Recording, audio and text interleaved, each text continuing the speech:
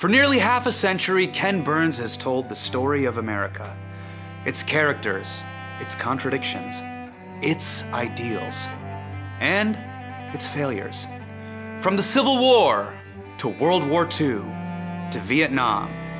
And now with his new documentary on the American Revolutionary War, Ken Burns has given dads across America countless hours of television to watch alone on their sofas, wondering why they don't have a closer relationship with their son. As a documentary dad myself, I was so excited to talk to Ken that I kept interrupting him like a thirsty man on his first date. Which is going to allow the British to capture Philadelphia, and they do. Can I? So he makes mistakes from the stories of us. Yeah. Not just the U.S., but us. Well, and that's a big, big Can I thing. show a map real quick? Remember, we'll talk about something that's so... Go Locke ahead. said life, liberty, and property.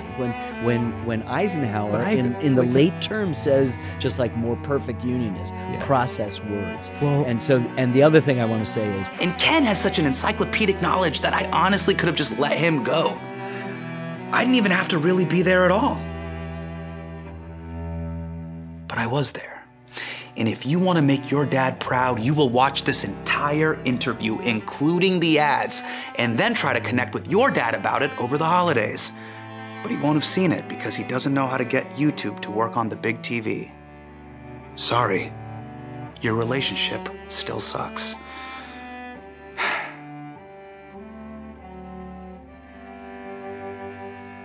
When we found out you were coming, everybody on staff literally said the same thing. My dad is going to lose his shit.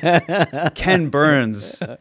Why do our dads love Ken Burns documentaries so much? It's a good question. I think a lot of it has to do with the Civil War series that came out 35 years ago. Yes, 1990, iconic. 1990, and that the dads, as they get older, get into history in the way that as we're younger, we don't think history is important, which is to our detriment. But as you get older, you sort of understand how important what came before is to what's happening now and where we may be going. And then they begin to invest in, if you're an American, particularly American history and what's going on, and that's where I live. And so there's an interesting synergy. There was a moment after the Civil War series came out where an older woman, a middle-aged woman came up to me and said, I love the Civil War so much. What are you working on next? And I said, a history of baseball. And she goes, oh, my son and my husband will like that. I said, so you're a military history expert? And she goes, no. I just love the stories. I said, your husband and your son are going to watch baseball. Yeah. I made it for you. Because it's about those stories, and it is about the sort of emotional archaeology that emerges from the stories of us. Yeah, not just the U.S., but us. I've always meaning to ask you this as someone, because you spend a decade living in the edit. Yeah, I have this theory also as a writer, as a filmmaker, but when I look at history. And I've been spending time reading history now that I've turned 40. I've become that dad too. Right. But I think I have a theory. I think it's three things. And I would love your analysis on this.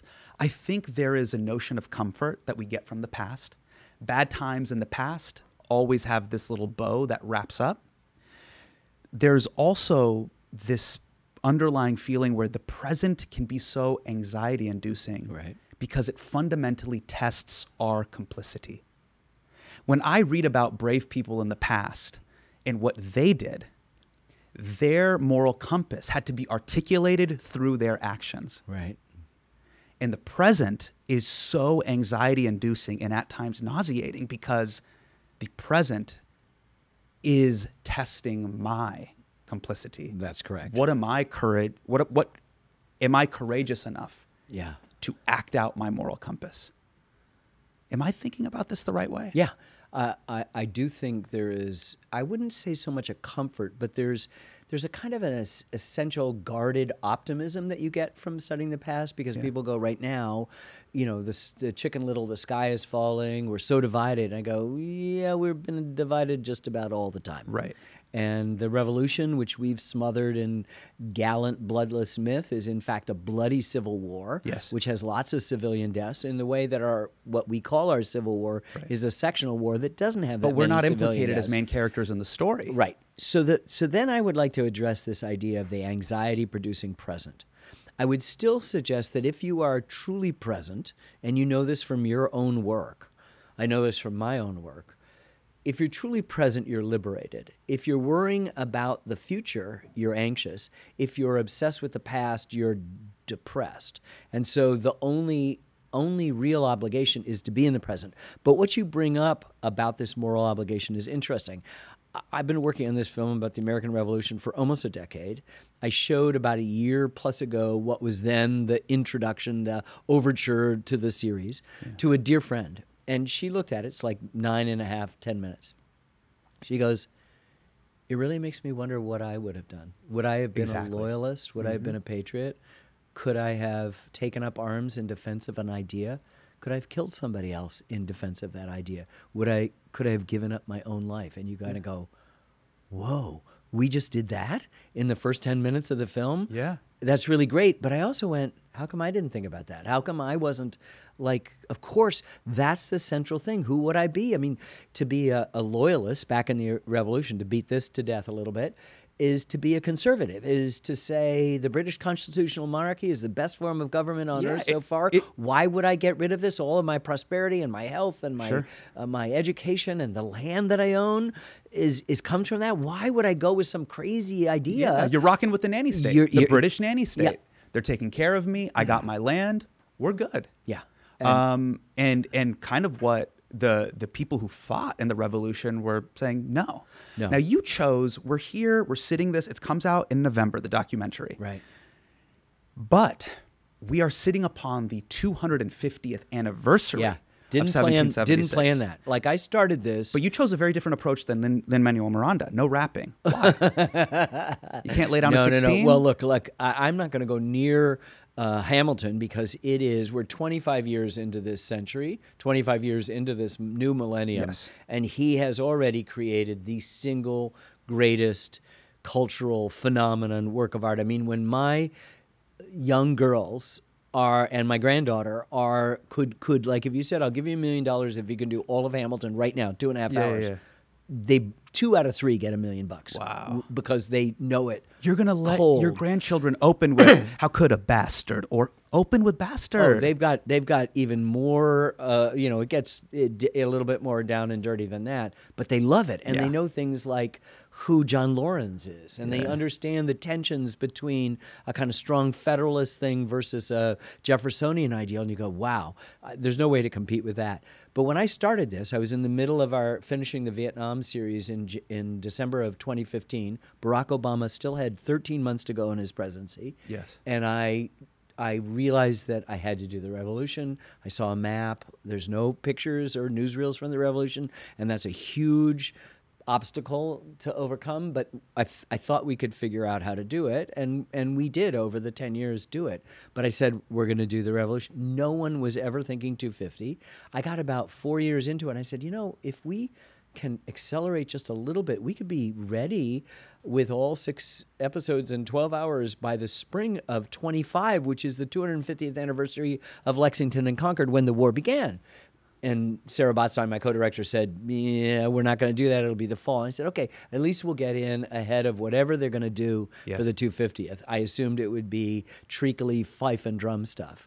And then all of a sudden, the 250 things happen. It's a big hot potato. Politically, people are arguing about whether it's woke or whether you're going to celebrate or all the different things. Well, you did not shy away from its importance. And you have said, quote, in regards to this moment, the American Revolution, you've said the American Revolution was, quote, the most important event since the birth of Christ. You have been saying this on the press tour. Now, here's the thing.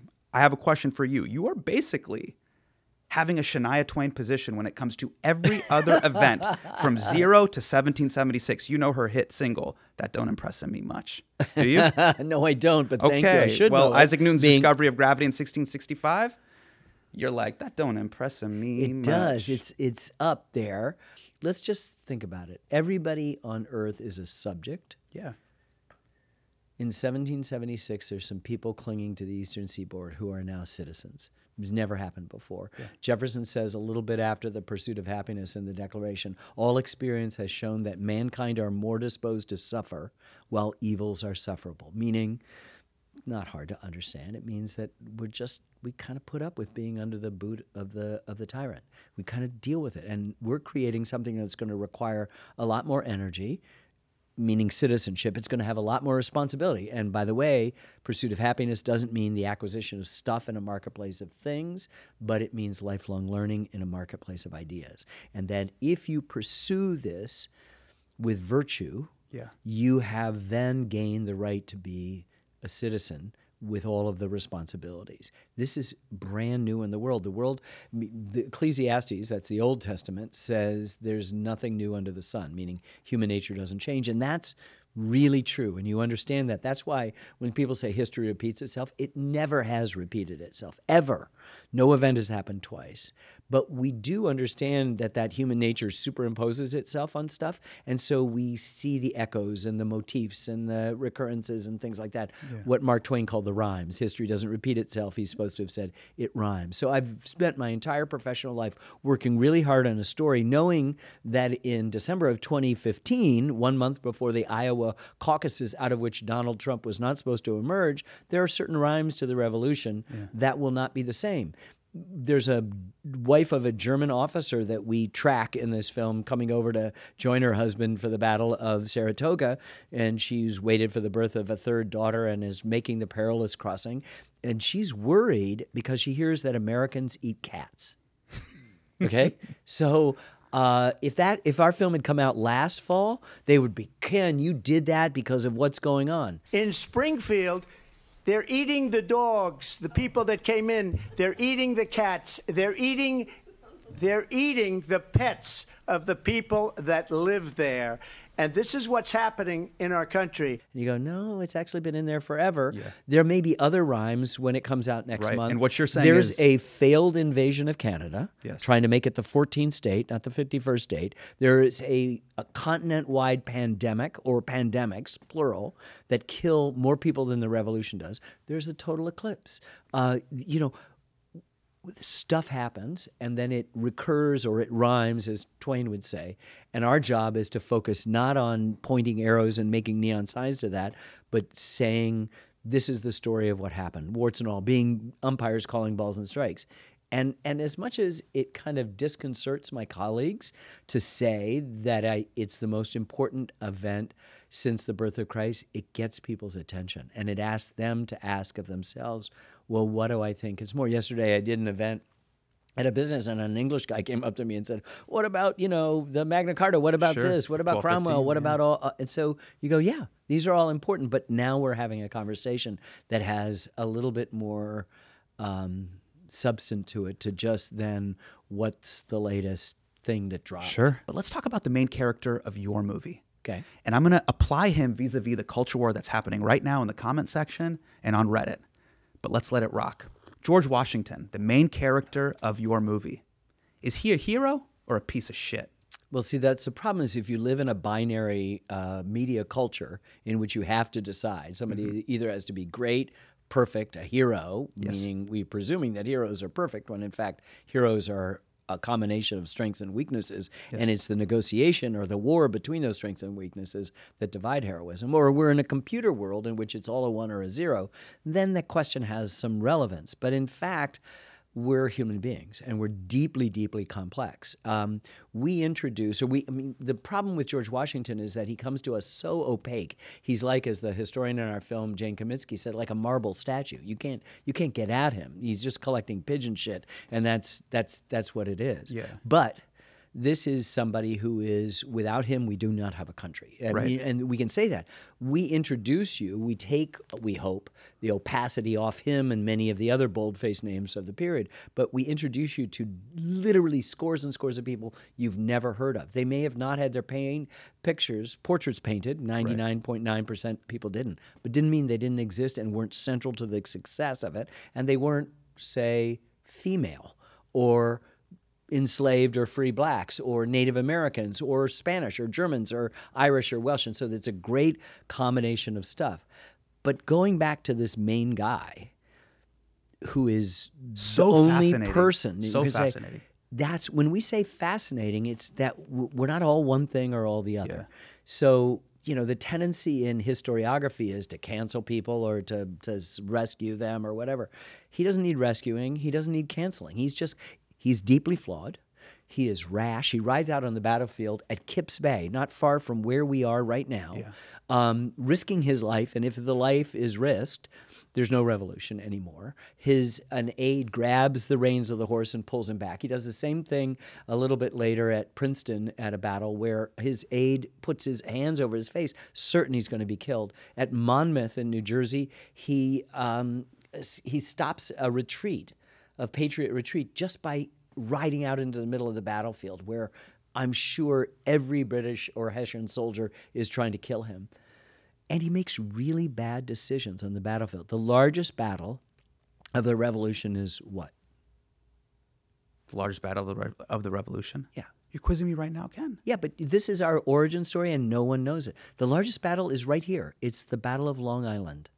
And George Washington makes a tactical mistake, even worse for the fact that he's a surveyor and should have known the land, of leaving his left flank exposed. So the British, led by Loyalists, take 10,000 men through the undefended Jamaica Pass in the Gowanus Highlands and completely surround our army, and it's only through a providential rain and fog that we're able to survive, and he can get his army back to New York to surrender. And New York, by the way, is the hotbed of British activity and Loyalist activity for 7 years, more than 7 years. They get it on September 15, 1776, and they don't let go of it until 2 years and a month after the surrender at Yorktown, when Evacuation Day, November 25th, happens. He does the same mistake again, leaving his right flank exposed in another gigantic battle, the Battle of Brandywine, which is going to allow the British to capture Philadelphia, and they do.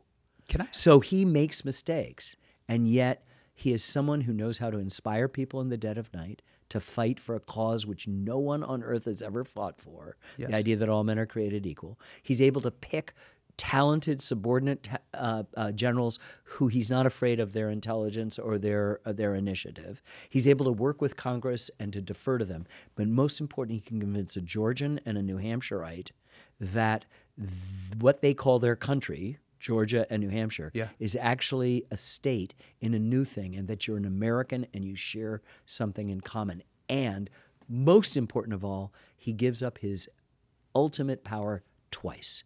He resigns his military commission when he could have become the dictator and been the military ruler of the United States, and everybody wanted it thus. And he then gave up his presidency after 2 terms, setting an example which has been an extraordinary American example. For all of these reasons and more, George Washington is the main character of the story. You know, what's so interesting is that he is this fascinating character. And I'm watching this and I'm thinking to myself, holy shit, he was a modern aristocrat, very wealthy. But maybe the wealthiest guy in America. Right. So now for someone who's watching this, just think of the richest hedge fund bankers or the current technocrats that you see that hold all of the wealth. But simultaneously, this guy's on horseback fighting as a general. He didn't need to do this, is what I'm saying. Ken, he didn't need to have the smoke. You are so right. When they say at the end of the Declaration of Independence, we mutually pledge to each other our lives, our fortunes, and our sacred honor. At Valley Forge, he lost at least 500 officers, major officers, who got letters from home going, hey man, we're making lots of money off this war. Why don't you come back? And they did. Yeah. He stuck it out. But Ken, think about the people. We're blocks away from Wall Street. Yeah. You think these guys on Wall Street would really be on horseback fighting a war in Long Island? No. They're in front of a Bloomberg terminal. They don't want that fucking smoke. No, and they're trying to figure out how to live forever when, hey, bad news, none of us get out of here alive. And George Washington understood that better than any one of them and was willing, along with many of the other founding fathers, but more important, all the other people that we haven't been taught about who equally did this. We think of the people who fought the militia, the Minutemen and stuff like that. Yeah. They're great and they do wonderful things, but they tend to be frightened in battle, understandably. They're not trained soldiers. They have crops to plant, so they leave. Yeah. They have crops to sow, so they leave. So what becomes the Continental Army? Teenagers, ne'er-do-wells, second and third sons without a chance of an inheritance, recent immigrants, people who are not propertied when they're forming a government to support the rights of well-to-do property owners. And all of a sudden, they realize, we've won this war, we have to give them something. So democracy is not the intention of the American Revolution. It's an unintended consequence of it because there was a realization that, we didn't get here without all of these people. That was so wild for me, too, that it was fundamentally a land play for them. Yeah. And democracy was the side dish. So check it's this out. It's not even a side dish. They're worried about democracy meant the rule of the mob. And there's 2 ministers in Boston that are talking, said, what do you want? One tyrant who lives 3,000 miles away or 3,000 tyrants not a mile away? And that's a big thing. Can I show a map real quick so our audience can see this? I mean, one thing that surprised me was how tiny America was when it started. I mean, look at this. This is basically the parking lot at MetLife Stadium, basically, right? No. The best part about the holidays is the food. But the worst part, no, I'm not talking about your mother-in-law. The worst part is cleaning up all the food. Look, I absolutely hate wasting food on principle. And it turns out it's terrible for the environment as well. When the food ends up in landfills, it emits methane, heating the planet 80 times faster than carbon dioxide. But it's now very easy to make an impact with today's sponsor, Mill. Mill is one easy solution to all of your kitchen issues. It is a food recycler that is completely odorless and effortless. It turns your food scraps into nutrient-rich grounds in your sleep. You don't have to think about it at all. Thanks to Mill, I'm taking out the garbage less, and somehow my kitchen smells better. Now, I can enjoy the holidays with my family without trying to force feed them leftovers every 2 hours. Hosting is a lot of work. Cleanup doesn't have to be. Add Mill to your wish list or gift one now. Get up to $200 off during their biggest sale of the season, Thursday, November 20th through Monday, December 1st.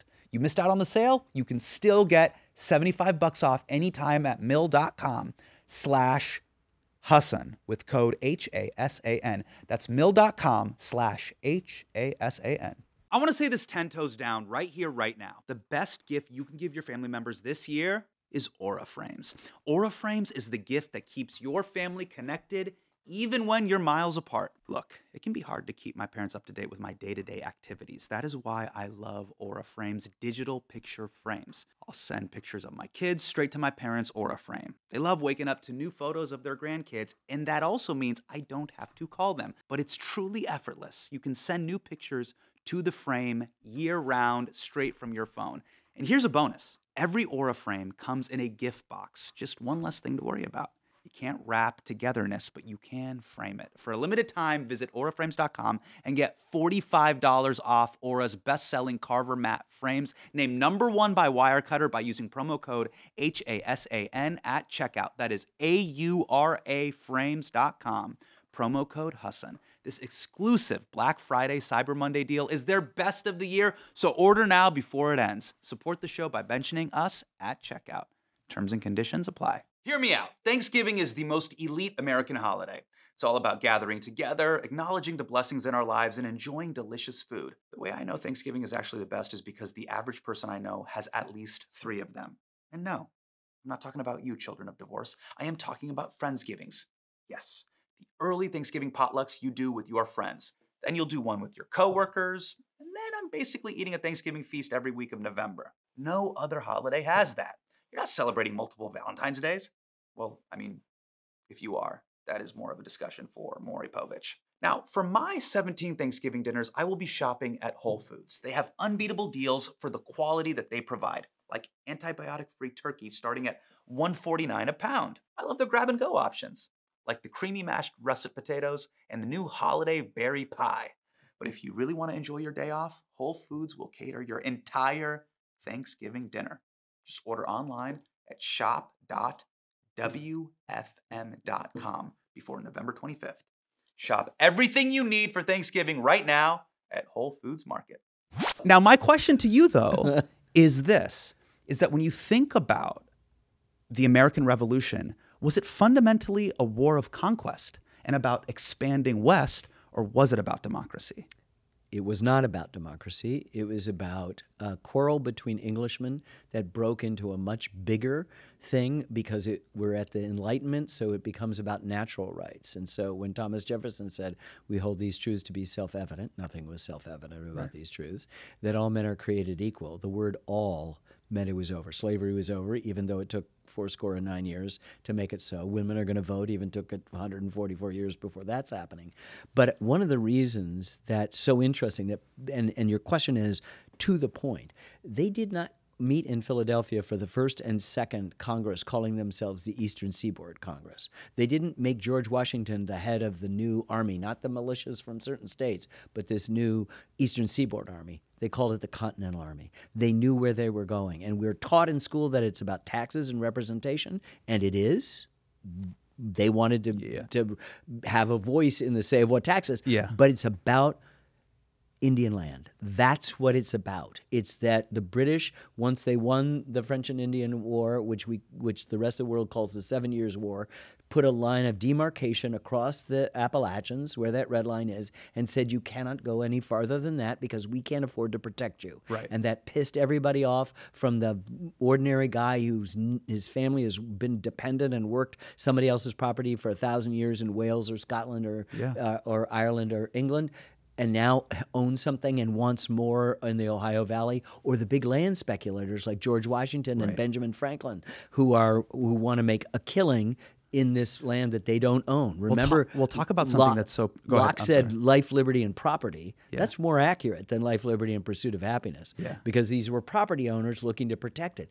But saying pursuit of happiness was great. Lifelong learning, and it's the pursuit. So basically, it opened us up to a nation in the process of becoming. It's a process word, pursuit, just like more perfect union is process words. Well, and the other thing I want to say is this is gigantic.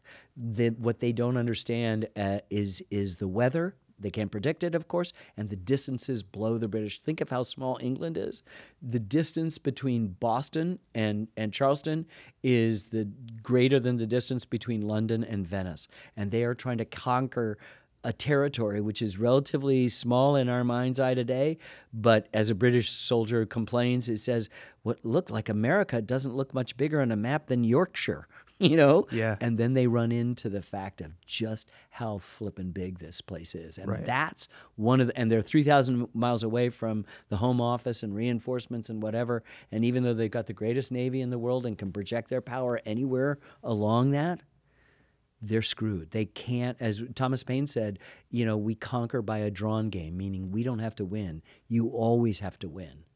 We just have to be not defeated. And if that happens, you're screwed. This is the Rocky I strategy. I just got to go the distance against Apollo Creed. But in this case, Apollo's the British. Now, here's something really interesting that I was thinking about. Check out this letter that you guys unearthed, that George Washington, he's writing to other generals, because incentives matter in these wars. Take a look at this. He says, quote, "The expedition you are appointed to command is to be directed against the hostile tribes of the 6 nations of Indians. The immediate objectives are the total destruction and devastation of their settlements and the capture of as many prisoners of every age and sex as possible. It will be essential to ruin their crops now in the ground and prevent their planting more, that the country may not be merely overrun, but destroyed.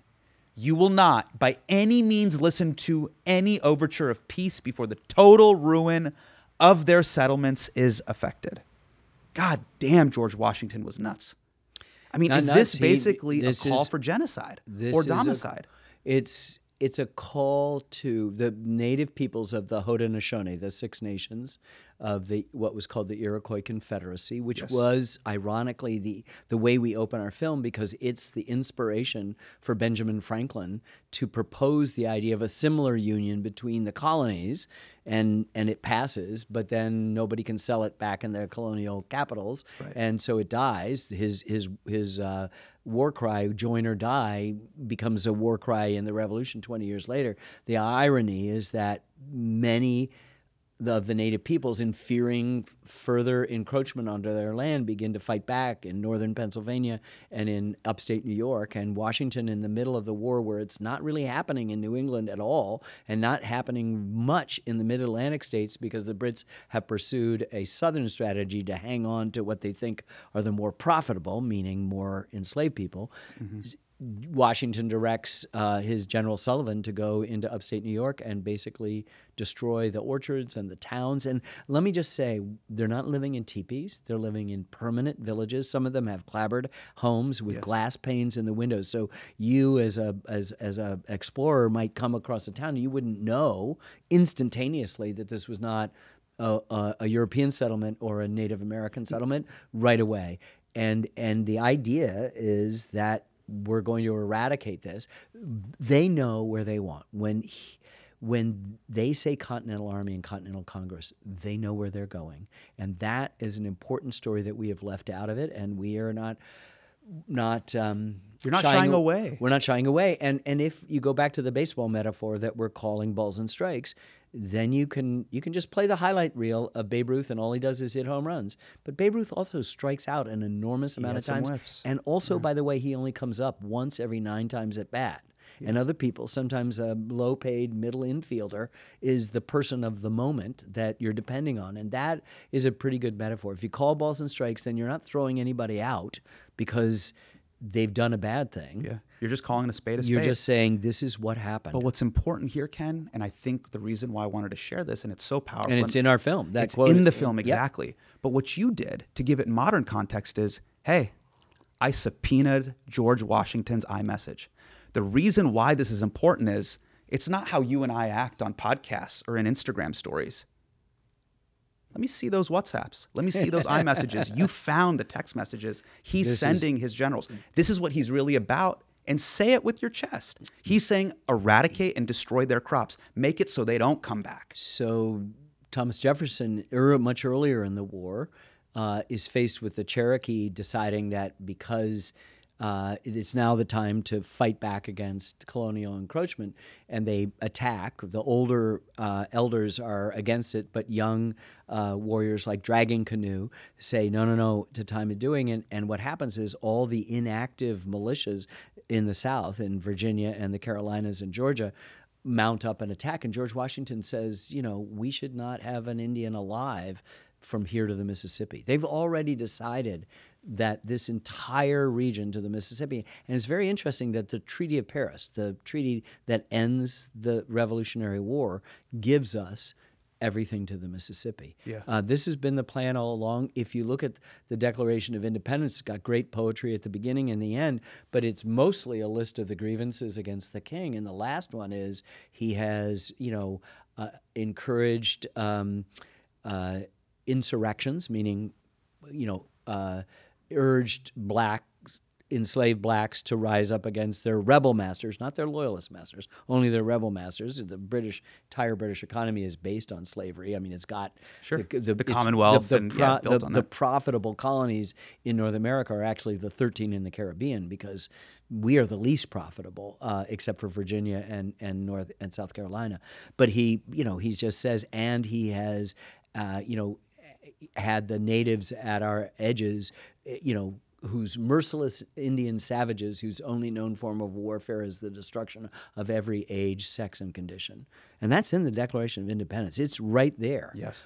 So are some of the most important words. I would say the second sentence is the second most important sentence in the English language. Well, fun fact about the Declaration of Independence, is it true that you read it to your family every 4th of July? Every 4th of July. Do you also include the Indian Savages line? No, I don't. Okay, so you do the radio edit. I do the radio edit. I go pretty far into the thing, and I get to the list of usurpations, as Jefferson called it, the complaints, and then think, you know, it goes on for most of the oh no, the no, no. body He of the waxes words. poetic and about then I who just he sort of doesn't like. jog. Yeah, yeah, sure. But I do tell them He about shouldn't that. publish that on LinkedIn. And He my would lose kids his already job. know all of this stuff because they're, you know, the kids are now being taught a much more complete history in school. Well, one of the things that I love about your documentaries is you don't shy away from the pimples and the blemishes of our country, and you give voice to people that often were not given a voice in history. I'm talking about the indigenous people, the women and the slaves.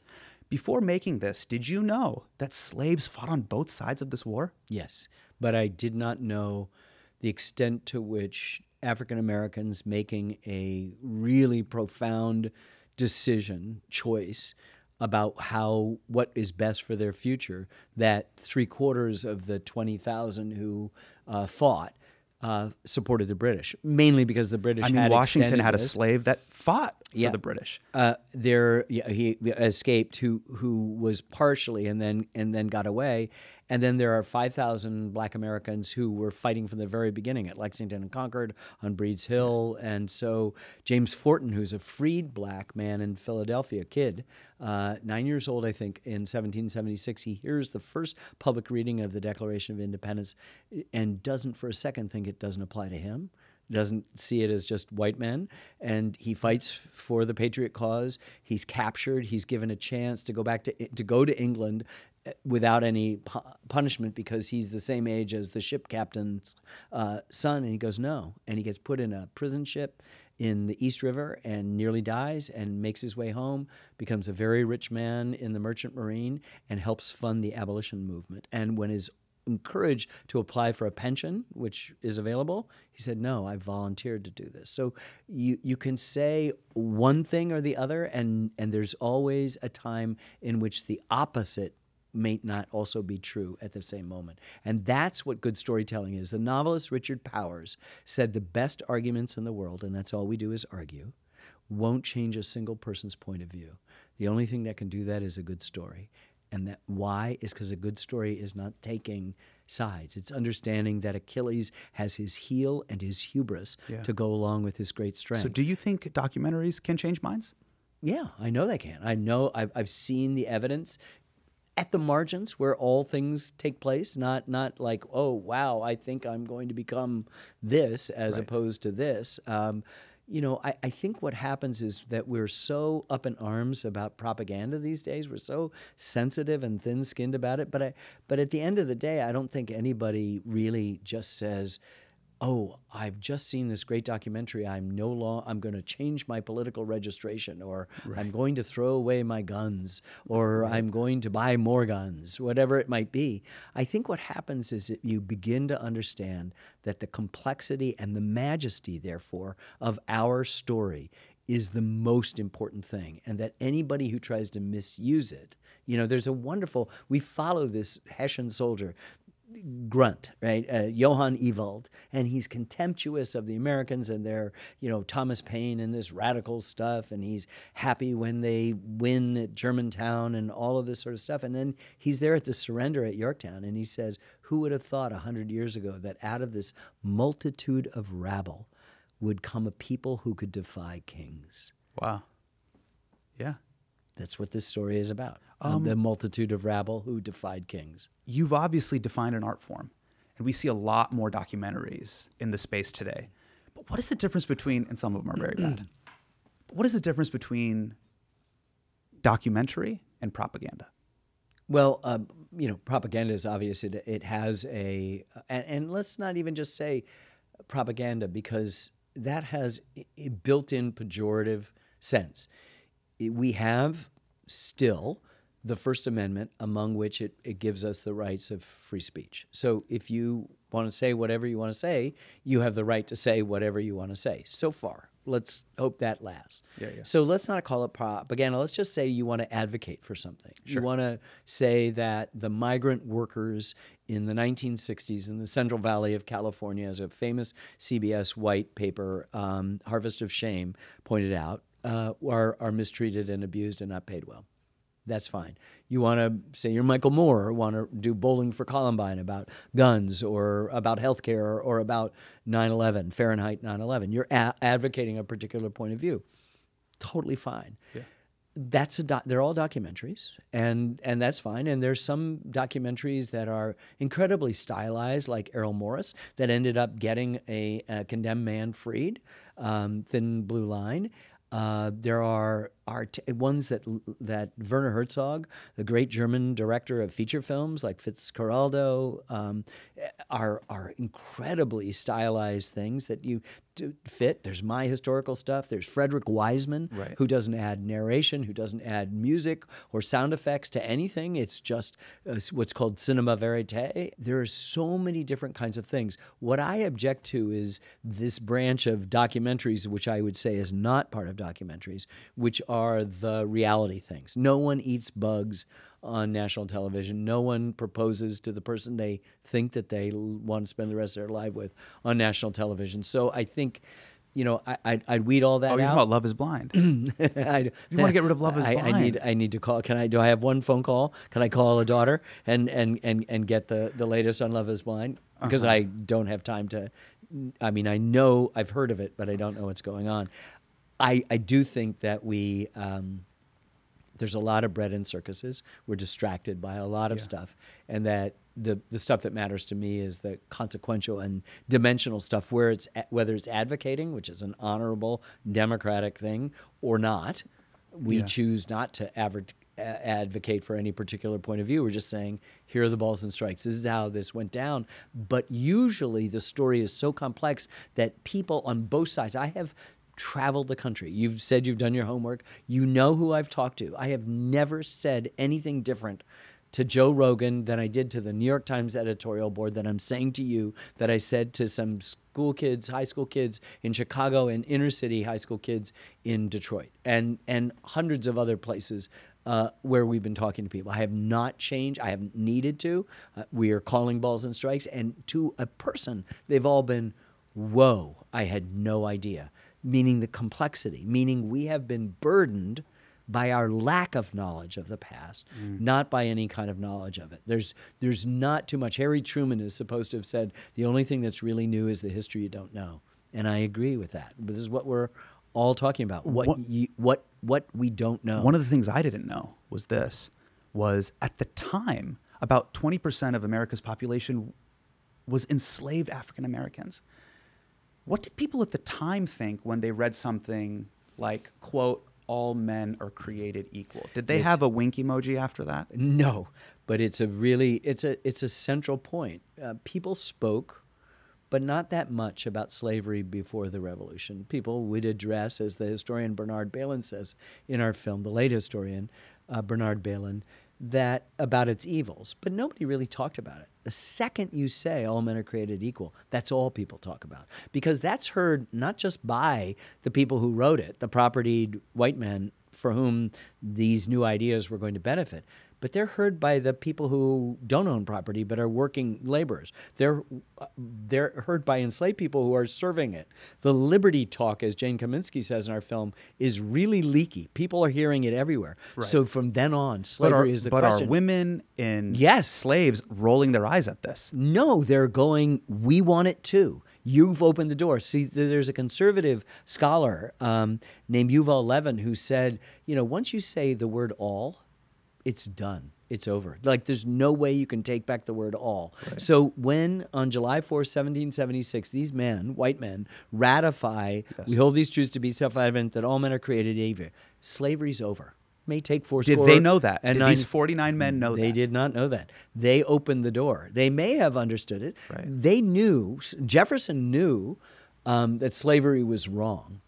The African-American historian Annette Gordon-Reed says, well, how could you know? If you knew something was wrong, how could you do it? She looks at the camera and just says, well, that's a question for all of us. She's not letting Jefferson off the hook. She's not letting you off the hook for all the things that you did and have done and will do that aren't true to whatever moral compass you actually actually agree in, including me. That is really the key to all of this. But the most important thing is that these words are vague enough and powerful enough that even though women are not going to get the right to vote for 144 years, they're there. I mean, Abigail's writing her husband when they're trying to formulate all of this, saying, remember the ladies. That's all we take. But then she said all men would be tyrants if they could. Right. And if you don't give us some sort of help, some representation, we're likely to foment a rebellion. Were they writing about their own personal interest, or were they writing knowing that 144 years later women would get the right? Of course they don't know that. They don't know vote. that, but they're writing for their own personal thing. They're just saying, if you're in the middle of an enlightenment and you are articulating things, and these complaints you've had against the British are suddenly now broken out into natural laws, then everybody's asking it. There's a legal scholar that we interviewed, Maggie Blackhawk, and she said the Declaration of Independence is deeply significant to people at the margins, indigenous people, enslaved people, women who all of a sudden can find a way to make the inherent hypocrisy of that document real and not hypocritical. And that's been the American story for the founding last fathers and the signers, years. knowingly or unknowingly,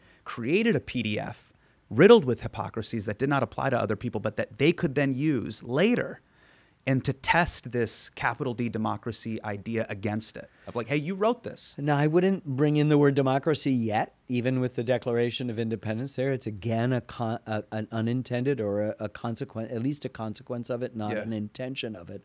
But they have created this relatively short document, 1,337 words, I think, that is incandescently important to us right now in this moment. And not just the pursuit of happiness, not just all men are created equal, but almost all of the stuff of the responsibilities of citizenship and of what it means to be not a subject. I mean, the authoritarians need people to be superstitious peasants, distracted by conspiracy theories, right? They don't need people to know what actually happened. And obedient. Obedient, and superstitious. Obedience comes from peasants. The idea that, this is what I was saying earlier, when Jefferson said all experience has shown that mankind are more disposed to suffer while evils are sufferable. People put up with this stuff if the trains are running on time, or if they're just fearful of what the consequences are of rocking the boat. Our founders, to their credit, despite all the asterisks that you can append, all the attachments you can append to your PDF that are accurate, are extraordinarily brave in the idea that they were willing to risk their lives and their fortunes and their sacred honor, which goes back to the question, for you and me, which side would I have been on? Would I have been willing to fight for a cause? Would I have been willing to give up my life for a cause? Could I have killed someone else in support of that? All of these are fundamentally and should be boat-rocking questions for everyone who comes in contact with them. Are you willing to stand on it? And are you willing to be on the right side of history and not on the right side of your Reddit comments? That's right. This episode of HMDK is brought to you by Booking.com. As I'm sure you all know, your boy is basically a business mogul. And while I'm conquering media and autumnal beverages, it has come to my attention. There is a major market I haven't tapped into yet. Vacation rentals. If you are in the vacation rental space, Booking.com is the place to be. Since 2010, they have helped over 1.8 billion travelers find vacation rentals. But here's the thing.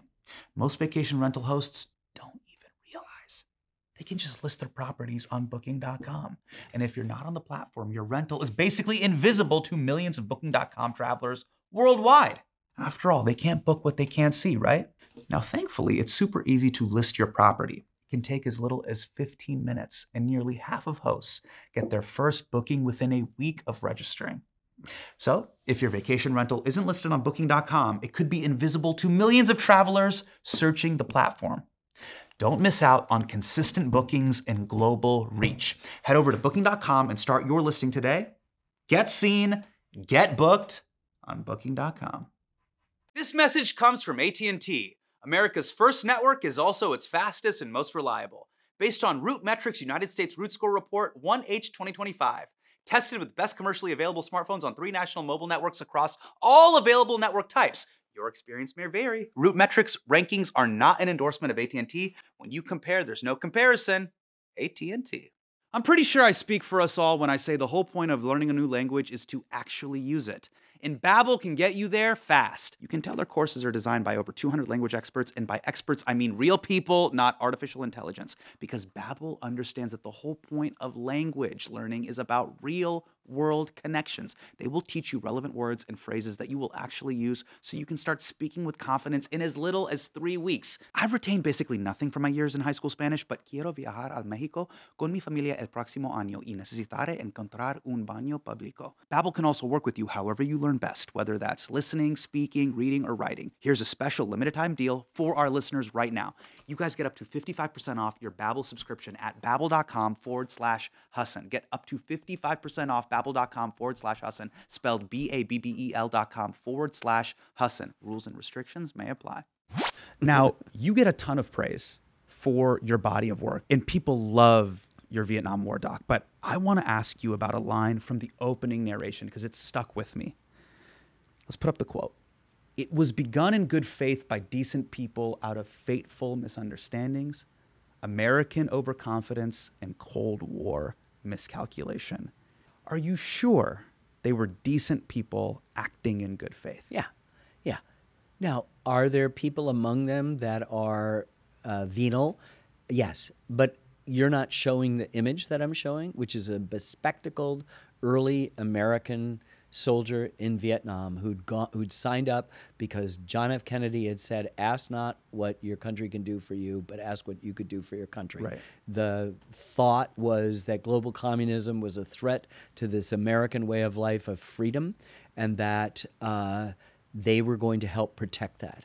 The whole tragedy of Vietnam is that those decent people are used initially as fodder and then later begin to change their mind. Yeah. I totally stand on that.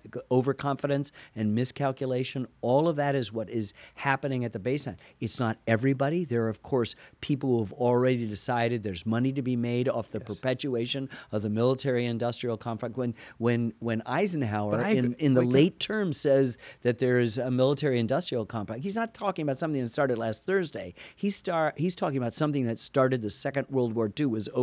And those people who had made fortunes prosecuting World War II did not want those profits to end. And one of the ways you do not have that profits end is to have a Cold War, all of which is delineated in the film. But it's interesting that that sentence was like a lightning rod, particularly for people on the left who went berserk. There are people who cried at that line because they wanted to be absolved of the evil American guilt that everything we've ever done has been bad. And we were saying neither. We're just saying it's complicated, like the neon sign in our editing room. Right. It's complicated. Aren't all wars started in good faith?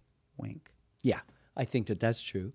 But I think if you'd looked at the Second World War, which is called the Good War, this is the worst war in human history, yes, the greatest cataclysm in human history. 60 million people perished, we think, in the Second World War. We call it the Good War. Our first episode of our film on the Second World War, called The War, just The War, which is what everybody referred to it as. I think we call it the Good War because we came late to the party. No, we call it the Good War because of the undertow of both Korea and Vietnam that would come later. And the idea that this was the greatest generation rather than the indulgent subsequent boomer generations and others who are interested in navel gazing or just themselves. But it's a necessary war. That's how one pilot that we interviewed, Samuel Haynes, who became a scholar at Princeton University, called it and gave accidentally, not on purpose, our first episode the title, The Necessary War. So you can't make a blanket statement about any wars. It's really, really complicated. We had parachuted in during the end of the Second World War in January, I think, of 1945, into what is now northern Vietnam, and we saved the life of a radical nationalist leader there who was fighting the Japanese named Ho Chi Minh. On September 2nd of that year, when the Japanese were formally surrendering in Tokyo Bay on the USS Missouri, he was in Ba Dinh Square in Hanoi declaring Vietnamese independence, citing word for word Thomas Jefferson's declaration, and standing next to him are OSS officers who are supporting him. Within a few weeks, those OSS officers had said, no, he's a communist. We're now against the communists, even though we've been fighting with the Soviet Union for the duration of our involvement in the Second World War. It's so super complicated. The French are there. It's a French colony. They need our help. Yeah. We try helping them. We send in military advisors, and then it just grows. But the initial impulse is that you need to do exactly what the British thought they were doing when they were stopping this American insurrection, is they believed in the dominant. If we lose North America, we could lose Ireland. We could lose Gibraltar. We could lose the subcontinent, meaning India. We could lose what is now the Philippines. That was their empire, and they were, you know, we could lose the Caribbean, the real profit centers there. So everybody's acting in lots of different competing motives, and none of them are all in good faith. Do you think but a lot of the men that we interviewed that signed up to go off early to the Vietnam War were decent people, still are decent people, and acting in good faith. Do you believe, can invasion ever be a noble undertaking? Yeah, June 6, 1944, the greatest invasion in the history of the world took place, where British, Canadian, and American forces landed at 5 beaches in Normandy. The worst was Omaha Beach, entirely American. It was horrific, and they got a foothold into the continent, and the end of the Nazi regime was at hand. And those people who gave their lives there in that beach or survived it were not there for money or for conquest or for land or for territory, but in support of an idea. That's definitely an invasion. And the Beatles, I think, would argue in the British invasion of the early 60s that that was, you know, as wonderful a takeover as you could possibly have. Recently, your home, PBS, has been a target by the Trump administration. Are you worried about the future of PBS? Of course. And I have testified during the 1990s several times in either the House or the Senate, either in support of the National Endowment for the Humanities and Arts or for the Corporation for Public Broadcasting, which was just put out of business, incredibly short-sighted. This is a network that supported the number one conservative in the country, William F. Buckley, who had a show called Firing Line for 32 years. Right. Most of it, you know, most of the effects of this, it's devastating for some of our budgets, but we'll survive. So will PBS. But most of the pain will be felt by the local rural stations that will have to go belly up because there's no support, because the Corporation for Public Broadcasting, this government entity that's been involved for more than 50 years in distributing these grants, they're not about politics. If somebody hears something that they don't like and the impulse is to get rid of that place, even though it's one voice and it's a cacophony of voices, these are local stations where the PBS may be the only signal they get. They will now be a news desert. No one will be covering the school board or the city council meeting. It's where people are dependent not just on children's and primetime schedules, but on classrooms of the air and continuing education. I know this doesn't sound sexy, but they also get emergency warning stuff. What happens as in the tumult of climate change and just the normal pattern of disasters? What happens when you don't have that signal available? This is a serious thing, hugely devastating for Alaska, for the Dakotas, for Eastern Tennessee, for lots of other places that really stand a chance of losing this last communications. I actually think that public broadcasting is the Declaration of Independence applied to communications. Well, look, man, I love your work because you establish big ideas. And I couldn't have done that. And without PBS. Without PBS. I could not have done that. And that's because it took me 10 and a half years to make that Vietnam series. I could have walked into a premium cable or a streaming service and gotten the $30 million I needed instead of spending 10 of the 10 and a half years with my cup out raising the money. But they wouldn't have given. I could have walked out in one pitch with the check.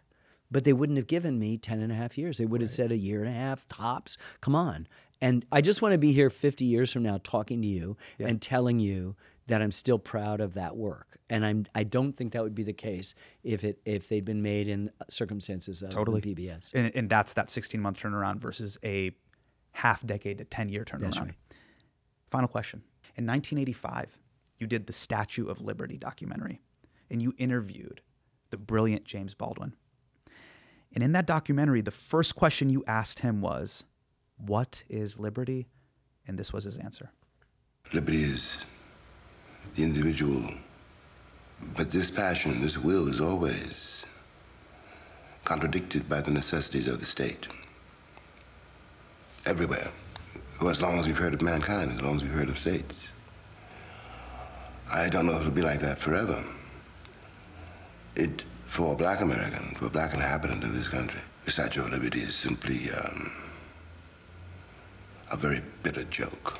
To you, Ken Burns, what is liberty?